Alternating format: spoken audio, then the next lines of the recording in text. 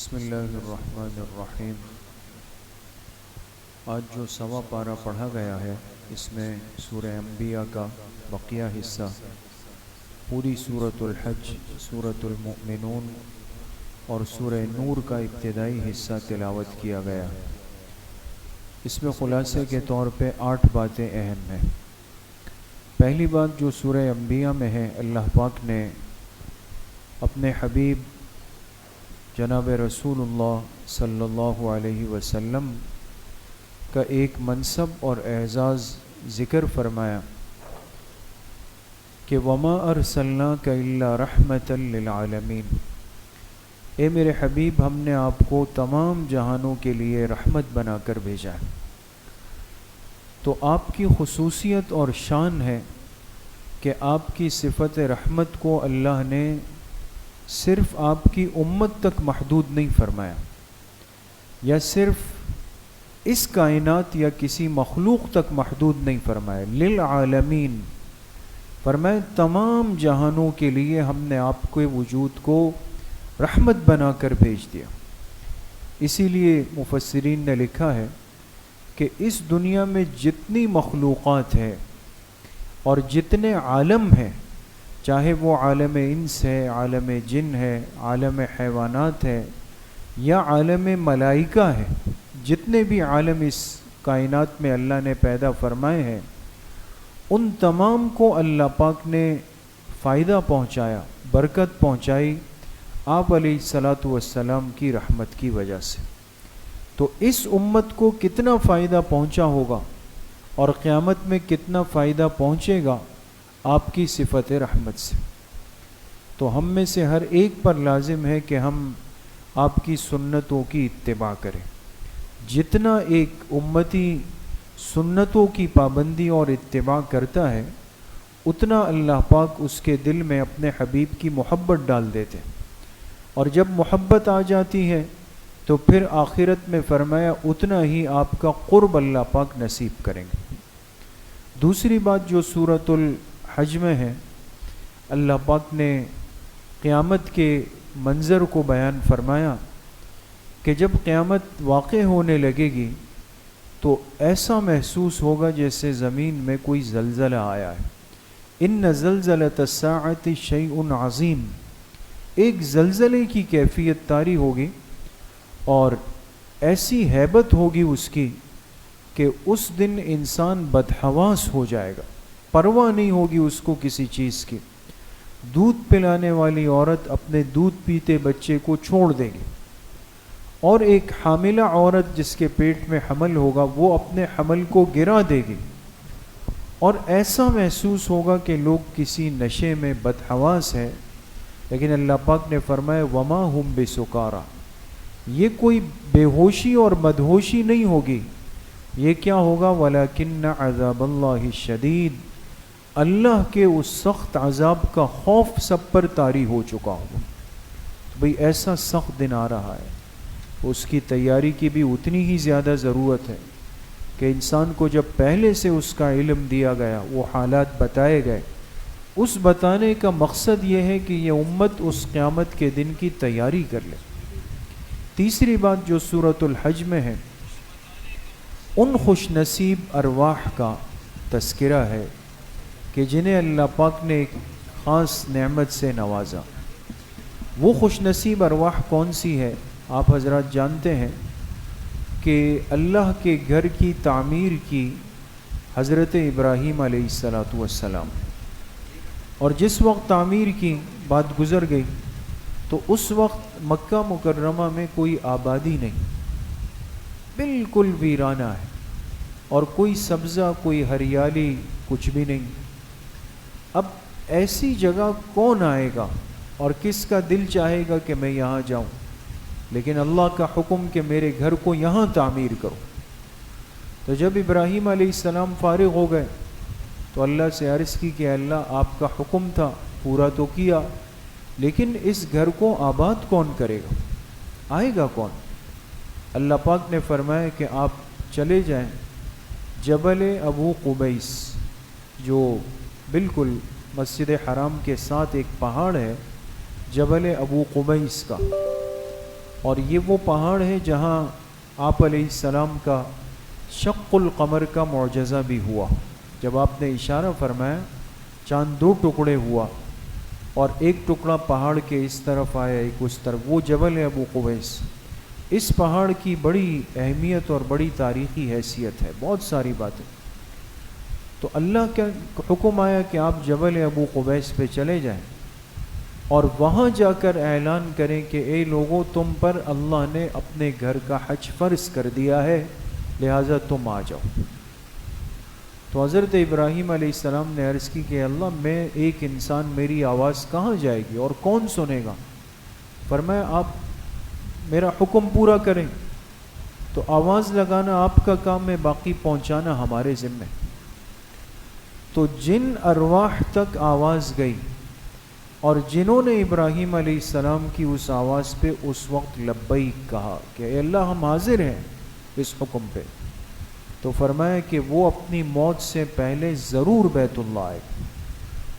تو اللہ کرے ہم سب ان خوش نصیبوں میں شامل ہیں اور اللہ ہمیں اپنے گھر کی حاضری بار بار نصیب فرمائے. تو جن خوش نصیب ارواح نے لبیک کہا تو وہ بیت اللہ ضرور جائیں گے اور اس گھر کو آباد کرنے کا سبب بنے گے. چوتھی بات جو سورۃ الحج میں ہے, اللہ پاک نے ایک عمل جو اللہ کے لیے ہر سال ادا ہوتا ہے ذی الحج کے مہینے میں, جو قربانی کا عمل ہے, اس قربانی کے عمل کی حکمت اور اس کی وجہ, اس کا سبب بیان کیا. کیوں اس انسان کو حکم ہے کہ یہ اللہ کے لیے جانور کو ذبح کرے, اس جانور کا خون بہائے. فرمایا لن ینال اللہ لحومها ولا دماؤها.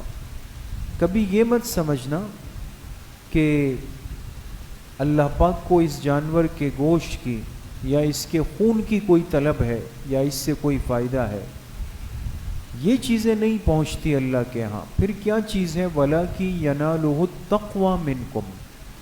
اللہ پاک تک تمہارے دلوں کا تقویٰ پہنچتا ہے کہ جس نے جانور ذبح کیا اس کے دل میں اللہ کے لیے کتنی طلب تھی, کتنا تقویٰ اس کے دل کے اندر موجود تھا, اور اس نے اس جانور کو کتنے اخلاص کے ساتھ اللہ کے لیے ذبح کیا. اسی لیے جو علماء کہتے ہیں قربانی کے ایام میں کہ بھئی انسان جب جانور لے تو ریاکاری سے دل کو پاک کرے گا.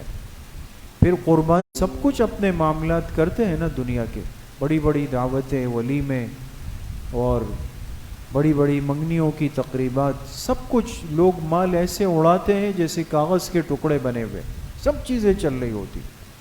اس وقت کسی کو بھی تکلیف نہیں ہوتی, سب چیزیں ایک ساتھ ہو رہی ہوتی ہے, ایک ایک وقت میں دسترخوان. کی بات وہ سورہ مومنون میں اللہ پاک نے کامیاب ایمان والوں کی صفات ذکر کی. دیکھیں قرآن کریم سے ہمیں سمجھنا چاہیے کہ ہم اگر ان ایمان, پہلی صفت یہ ذکر کی کہ جو نمازوں کو خشوع خضوع کے ساتھ ادا کرتے ہیں. نماز پڑھتے ہیں لیکن نماز بھی واقعی نماز کی شان والی نماز کہ جس میں خشوع خضوع ہے, اپنی حفاظت ہے جس کے اندر. دوسرا, بیکار بے مقصد کاموں سے اپنے آپ کو بچا کے رکھتے ہیں. لہو و لعب میں اور وقت کو ضائع کرنا یہ ایمانی زندگی نہیں ہے. تیسرا کیا کرتے ہیں؟ والذین هم للزکاة فاعلون, اپنے مال کی زکوٰۃ وقت پہ ادا کرتے ہیں.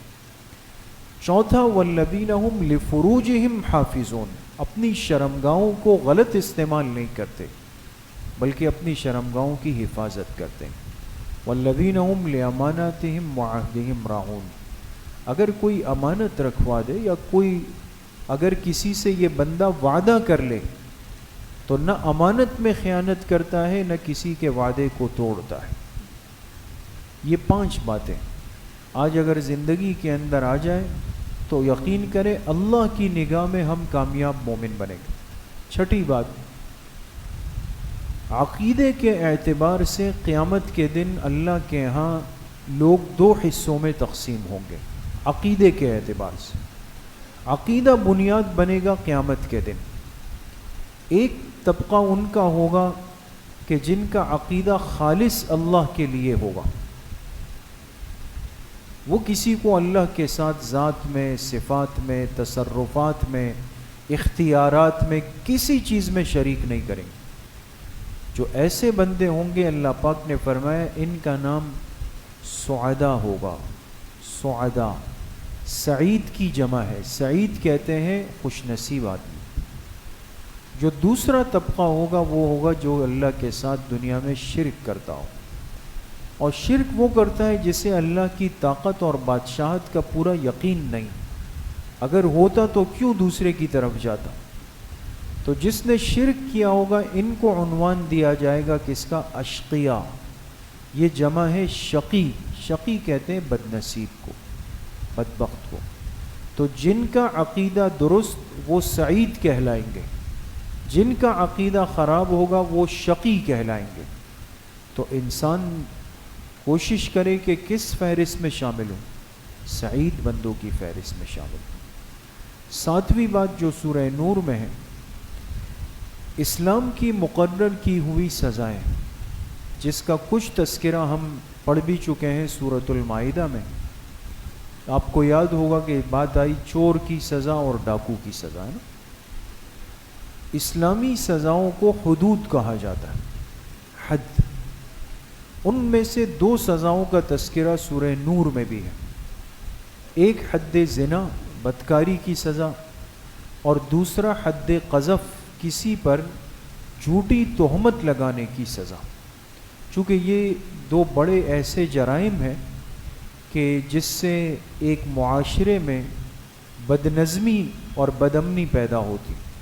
خدا نخواستہ اگر بدکاری زنا عام ہو جائے اور اس کی اجازت ہو، یا اس پر کوئی روک نہ ہو، یا اس کے مواقع خود پیدا کیے جائے، تو ایسے معاشرے کے اندر پھر نسب اور نسل اور خاندانی سسٹم وہ باقی نہیں رہتا، وہ سب تباہ ہو جاتا ہے۔ اب بچے کو پتہ ہی نہ ہو کہ بھئی میرا نسب کیا ہے، میرے والد کون ہیں، میرا خاندان کیا ہے۔ کیوں؟ اس لیے کہ وہ تو نعوذ باللہ بدکاری کے نتیجے میں پیدا ہوگی۔ تو دین اسلام نے اس بچے کے نسب کی، نسل کی اور ایک خاندانی سسٹم ماحول کی حفاظت کی، اس لیے نکاح کا حکم دیا، نکاح کی ترغیب دی، وقت پر بچوں بچیوں کے نکاح کو کرنے کے لیے باقاعدہ حکم فرمایا، اور اس میں سستی کرنے والے سے ناراضگی کا اعلان بھی فرمایا۔ اب اگر نکاح میں تاخیر ہو بلا وجہ ہو، یا ہمارا معاشرہ اس غلطی پر آ جائے کہ بھئی رشتے وقت پہ نہیں ہو پا رہے، اب اس کی وجہ غلط شرائط ہے، برادریوں کے بنائے ہوئے فرسودہ اصول ہے، کسی میں کہیں پر جہیز کی بات ہے، کہیں ذات پات کی بات ہے، کہیں فلاں اور کہیں فلاں، تو اس کے نتیجے میں کیا ہوگا کہ بدکاری خود بخود جڑ پکڑ لے گی، زنا عام ہو جائے گا، فتنہ بن جائے گا، مستورات کی عزتیں غیر محفوظ ہو جائیں گی۔ تو اگر کوئی شخص نعوذ باللہ اس فعل بد کا مرتکب ہو جائے تو سزا بھی سخت رکھی، تاکہ کسی کو سوچنے کا موقع بھی نہ ملے، جرأت نہ ہو۔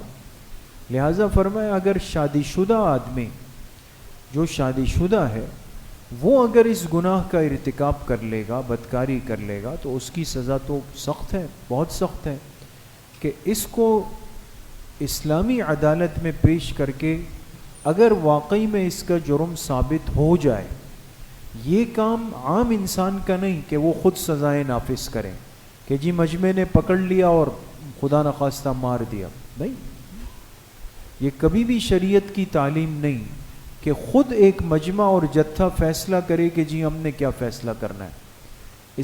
اس کا نقصان یہ ہے کہ پھر لوگ کیا کرتے ہیں، اپنی ذاتی اختلافات کو اس عنوان میں حل کر دیتے۔ ہمارے ملک میں بیسیوں واقعات ہوئے کہ کسی نے مال کی وجہ سے، کسی نے کاروباری معاملات الجھ گئے، خراب ہو گئے، اب جان چھڑانی ہے، کچھ نہ کچھ تو کرنا ہے، تو جا کے لوگوں سے کہا کہ جی اس نے فلاں کی گستاخی کی، اس نے فلاں کی بیعت بھی کی۔ اب یہ قوم تو جذباتی تو ہے، بغیر سوچے سمجھے جا کے اس غریب کو مار دیا۔ بعد میں پتہ چلا کہ جی اس نے اس کا مال کھایا، فلاں معاملہ فلاں معاملہ، یہ عنوان دے دیا گیا۔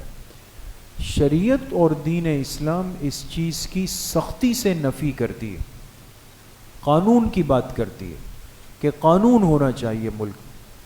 اب یہ بات کہنا کہ جی قانون عمل کہاں کر رہا ہے، تو یہ قصور پھر بڑوں کا ہے، ہم اس کے ذمہ دار نہیں ہوں گے۔ ہمیں حکم یہ ہے اور ہم اس کے پابند ہیں کہ ہم ہمیشہ قانون کے راستے پر جائیں، خود قانون کو ہاتھ میں نہ لیں۔ تو اگر کسی شادی شدہ آدمی نے اس فعل بد کا ارتکاب کیا تو اس کے لیے رجم، اس کو سنسار کیا جائے گا، اسلامی عدالت فیصلہ کرے گی، اس کو لایا جائے گا، ایک گڑھے میں کھڑا کر دیا جائے گا، پھر پتھر مار کے سنسار ہوگا۔ اگر غیر شادی شدہ آدمی نعوذ باللہ بدکاری کر لے اور وہ ثابت ہو جائے تو اس کی سزا یہ کہ اس کو 100 کوڑے لگائے جائیں گے، 100 کوڑے۔ اور امام شافعی رحمۃ اللہ علیہ نے اس کے ساتھ یہ بھی شرط لگائی کہ 100 کوڑے اور اس ملک سے اس کو جلا وطن کر دیا جائے یا اس شہر سے اس کو نکال دیا جائے تاکہ یہ مزید فتنے کا باعث نہیں بنے گا۔ دوسری جو حد ہے وہ ہے حد قذف، کسی پر تہمت لگانا، چونکہ یہ الزام کسی پر لگانے سے اس کی ساری زندگی پر ایک سوالیہ نشان بن جاتا ہے۔ اگر کسی نے کسی مسلمان عورت کے بارے میں کہہ دیا کہ جی نعوذ باللہ وہ تو فاحشہ ہے، وہ بدکارہ ہے، یا مرد کے بارے میں کہہ دیا کہ جی میں جانتا ہوں وہ ایسا ایسا ہے، اب بات تو کہہ دی مجمع میں، سارے مجمع میں وہ ساری زندگی کا مذاق بن جائے اس کا، کسی کو منہ دکھانے کے قابل نہیں رہے، تو شریعت نے ایسے شخص کو جو تہمت لگا رہا ہے اس کو پابند کیا ہے کہ وہ ثبوت دے گا۔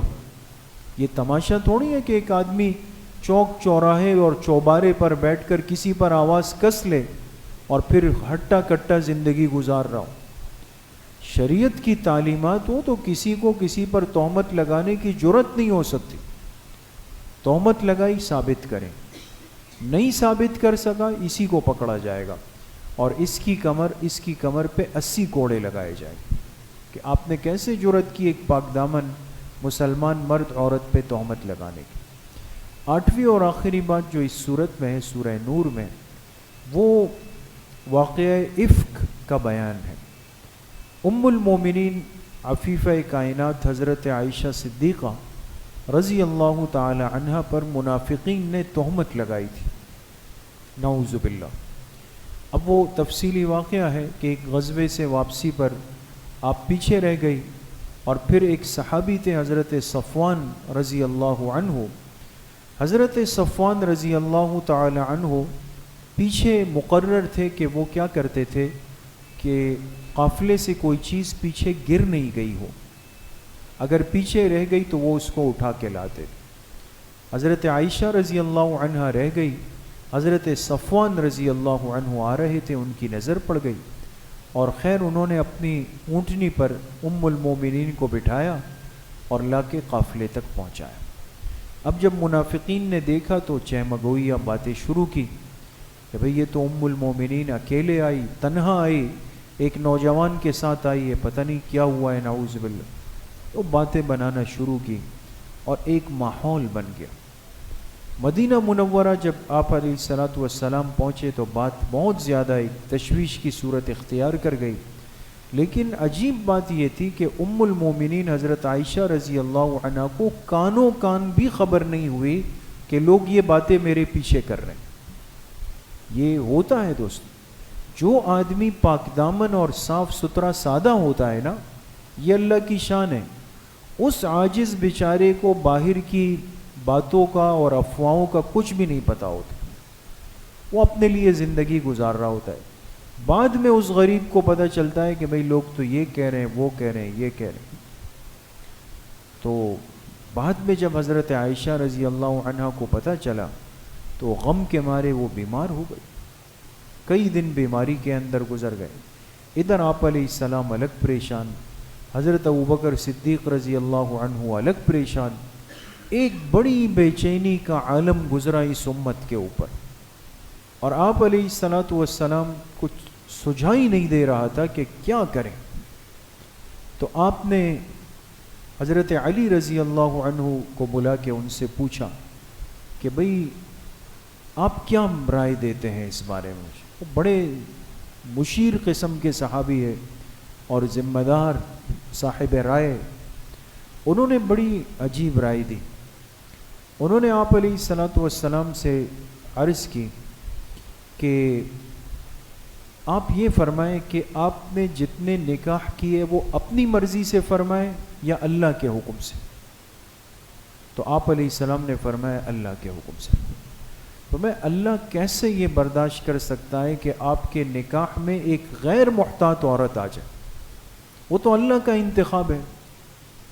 لہذا آپ ایسا کریں کہ چونکہ عورت کی زندگی کو عورت سمجھتی ہے، مرد نہیں سمجھ سکتا، آپ مشورہ کر لیں جو آپ کی گھر کی خادمہ ہے، حضرت بریرہ رضی اللہ عنہ خادمہ تھی، ان سے اکیلے میں پوچھ لیں کہ حضرت عائشہ رضی اللہ عنہ کی گھر کی زندگی کیا ہے۔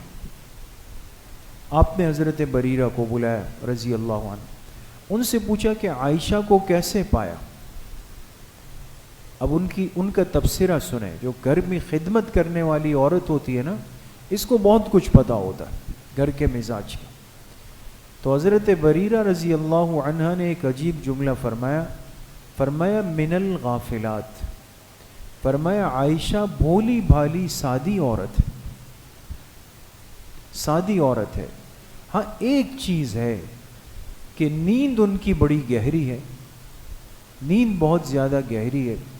تو کبھی کیا ہوتا ہے، آٹا گوندھ کے رکھ کر سو جاتی ہے اور گہری نیند میں چلی جاتی ہے، پیچھے سے کوئی بکری آ کے اس آٹے میں منہ مار کے چلی جاتی ہے۔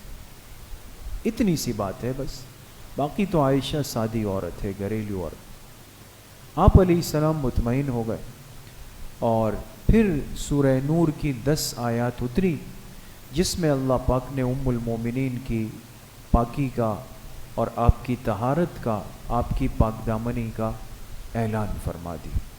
تو قیامت تک سورہ نور کی آیات تلاوت ہوں گی، اور ام المومنین کی طہارت اور پاک دامنی کو انسان اپنی زبان سے بیان کرتا رہے گا۔ اللہ کریم صحیح عمل کی توفیق نصیب فرمائے۔